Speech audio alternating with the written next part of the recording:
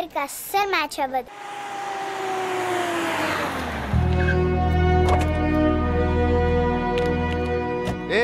ఈ ఫార్మాలిటీస్ ఇంకా రన్ అవుతున్నాయా? అయినా దండేయాల్సిన దండం పెట్టాల్సిన మనకు కాదయ్యా, వాళ్ళకి. నమస్తే సార్. ఏ రావు గారు బాగున్నారా? ఏం బాగోరే సార్. అదేంటి కావాలనే కడప నుంచి హైదరాబాద్ ట్రాన్స్ఫర్ చేయించుకున్నారు కదా? బుద్ధ భగవానుడు ప్రశాంతతకు మారిపోయారు. చాలా రోజులైంది, ఒకసారి వెళ్ళి చూడాలి. సిటీలో ఉన్న గూండాలు రౌడీ షీటర్స్ ఫైల్స్ తీసుకురండి. ఆల్రెడీ రెడీగా ఉన్నాయి సార్. పల్లి సూరి, దుర్గా, శ్రీను, శంకర్ అని ఎవరు ఉండాలి? సెక్షన్ శంకరా సార్? తీసుకురండి. సారీ సార్, సిటీకి వచ్చిన ఏఏసీపీ తన గురించి ఎంక్వైరీ చేసింది లేదు. అతని గురించి మీరు ఎంక్వైరీ చేస్తున్నారంటే you or something special sir. ఏంటిది?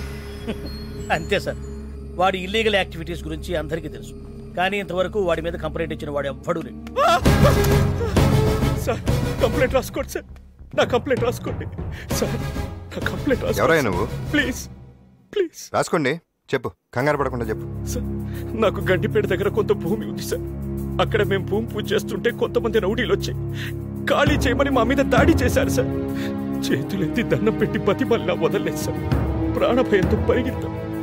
వాళ్ళు మా వెంట పడి అక్కడున్న మా వాళ్ళందరినీ నరికేశారు సార్. నేను ఒక్కడిని మిగిలాను. ఒకడు కత్తి పట్టుకుని నా వెంట పడ్డాడు సార్. ఆ భగవంతుడే రాయి రూపంలో వచ్చి నన్ను కాపాడాడు. ఆ రాయి వాడి కాలికి తగిలి కింద పడ్డాడు సార్.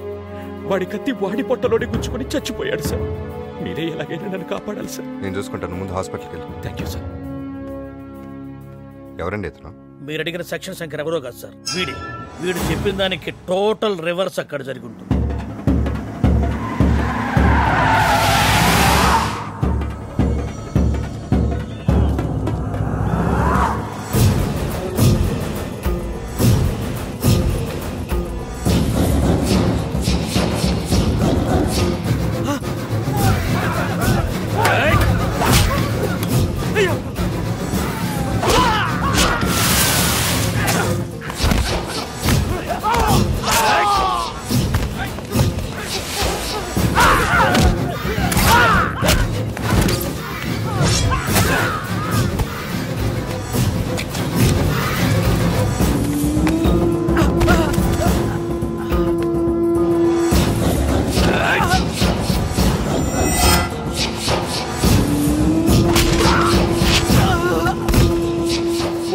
వాడి పట్టులోనే గుచ్చుకుని చచ్చిపోయాడు సార్. అందరూ అయిపోయారన్నా? లేదురా, ఇంకా బ్యాలెన్స్ ఉన్నా. ఎవరన్నా? సారీ, సెక్షన్ కోసం తప్పట్లేదురా.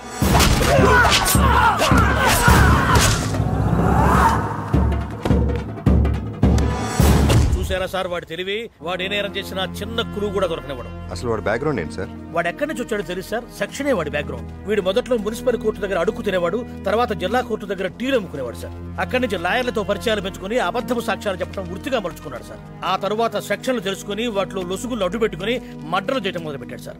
అప్పటి నుంచే వీడు సెక్షన్ శంకర్ గా పేరు పడ్డాడు.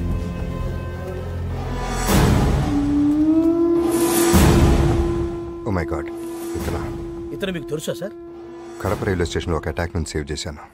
ఇతని డీటెయిల్స్ వెరీ ఇంపార్టెంట్, మీరే పర్సనల్గా వెళ్ళి తీసుకోండి. అలాగే సార్. నువ్వు వెళ్ళు సార్. చెప్పండి సార్. మొన్న కడప రైల్వే స్టేషన్లో వెంకటరెడ్డి గారి బ్యాచ్ ఎవరిని మర్డర్ చేయడానికి ట్రై చేశారు కదా? అవును సార్. నువ్వేం చేస్తావు నాకు తెలియదు. వాడి బ్యాచ్లో ఎవడో ఒకరిని పట్టుకుని నాకు సరెండర్ అయ్యేలా చేయాలి. అలాగే సార్. ఓకే. చందు, ఏంటన్నయ్యా? న్యూస్ చూస్తున్నావా? చూస్తున్నా. ఈ ఛానల్స్ వాళ్ళకి నోరు ఎక్కువైపోయి ప్రతిదానికి పోలీసు వాళ్ళ మీద కామెంట్ చేయడం పెద్ద ఫ్యాషన్ అయిపోయింది. చూడు, మైక్ దొరికింది కదా అని ఎలా మాట్లాడుతున్నాడో. లాభం లేదురా, ఏదో ఒకటి చెయ్యాలి.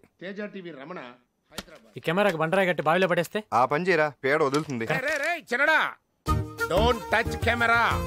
మీడియా వాళ్ళతో పెట్టుకున్నామంటే ఈ దేశమే అతలాకుతలమైపోద్ది, జనజీవనం స్తంభించిపోద్ది. నోటేట్. ఈ ముక్క 25 ఏళ్లుగా వింటున్నా, ఒక్కసారి జరిగింది లేదు. కరెక్ట్ గా చెప్పావమ్మా. అన్నయ్య, ఈ డిస్కషన్ అంతా ఎందుకు? పడైనవుతా చెప్పు. పడేరా. కొడలా.